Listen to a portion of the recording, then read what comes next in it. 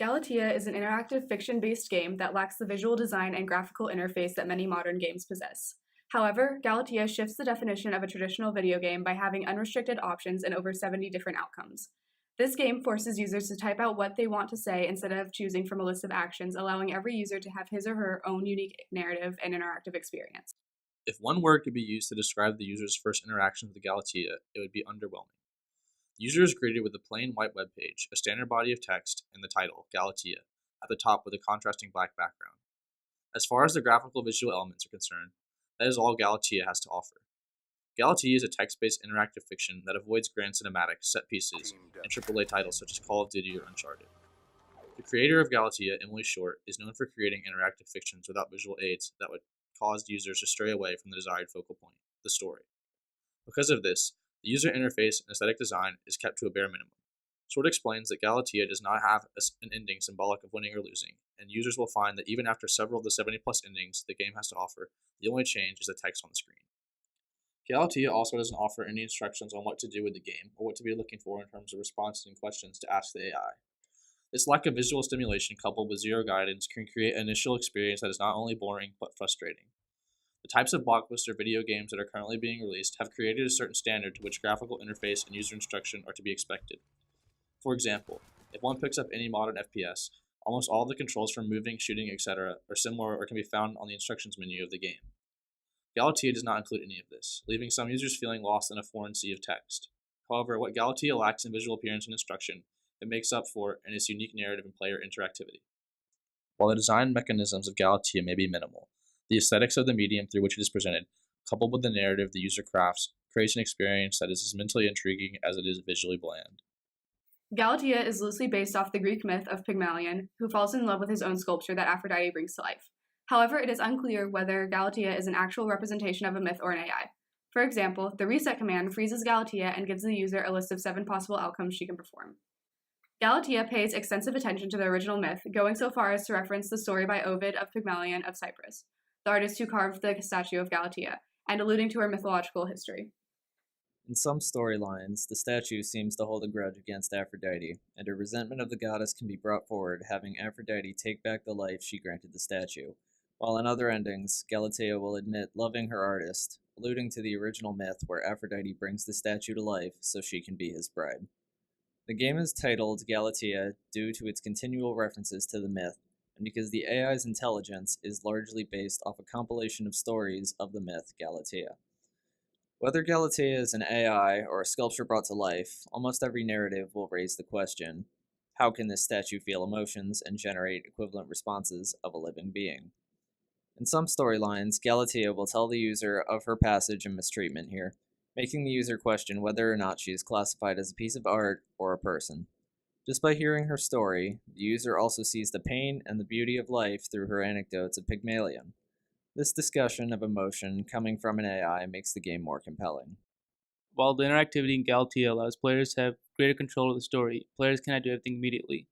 For example, Galatea begins the story as cold and distant, but through conversation, the player can befriend her or even take her place on the pedestal. Though Galatea limits users and what can be said, the game is unique in that it gives users a wider range of possibilities to craft the storyline, allowing users to explore both the breadth of their own creativity and the intricateness of the game by asking great questions, giving the game replayability. Putting users in charge of the conversation gives them power over the plotline, making the story malleable, bending with the user's thoughts. For example, after having a conversation with Galatea and progressing through the plot, if the user asks about something irrelevant, such as cheese, Galatea won't be able to continue the previous conversation. This shows that if conversation gets out of hand, the progress in the previous plot is erased, and a new plotline begins, just like in real-life conversation. Zimmerman explains that games have an explicit rule system. They have a definite result or outcome, but this is not the case with Galatea. In a sense, Galatea does have rules, but the game is more open compared to other games, even ones that give the users choices in the narration. Nothing in this game is set, and no ending is definite.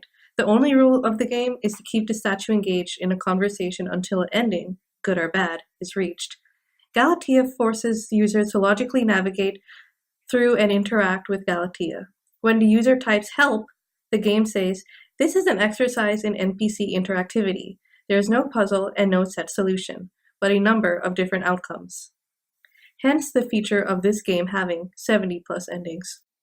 Most traditional video games have a linear storyline. There is either the ending in which the user has achieved the win state, or the user has failed and is given the fail state and or try again. It is completely up to the user to define what is considered winning or losing. What makes a storyline more complex is its dependency on Galatia's and the user's emotions. If you tell Galatia that she's an AI exhibit too early in the game, she may turn cold and ask you to leave. If you are aggressive towards her, she may just harm you.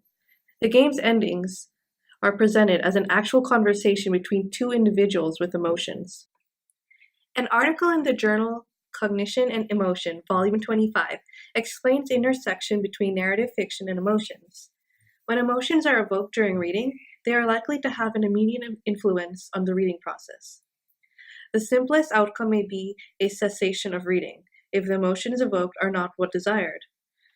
The authors convey that reading evokes either a pleasurable or undesirable emotion, such as frustration. If readers experience a pleasurable emotion while reading, they are more likely to continue reading. Conversely, if they experience an undesirable emotion, they may just stop reading altogether. Defining what is success and failure might seem difficult at first. Montfort explains that many interactive fiction works have a goal that is explicitly presented or that becomes clear during interaction. In terms of Galatea, users define what success and failure is as they progress throughout the game. Thus, if users are enjoying the game or having success, ultimately meaning progress to some sort of ending instead of going through an endless conversation loop and talking to Galatea, they will continue to progress throughout the plot. Alternatively, users may become frustrated with the fact that there is no predefined rule system. If users continuously fail to gain minimal progression in the conversation, they may become agitated and type leave, instantly ending the game. That is what the beauty of having multiple endings is. There is no measure to define what the better ending is. Every user has a different experience. There is an extremely small probability that duplicate playthroughs exist, unless a walkthrough is being used. There is no real goal other than to achieve one of the endings. The ending one receives is vastly different from the other, thus giving each user a unique experience.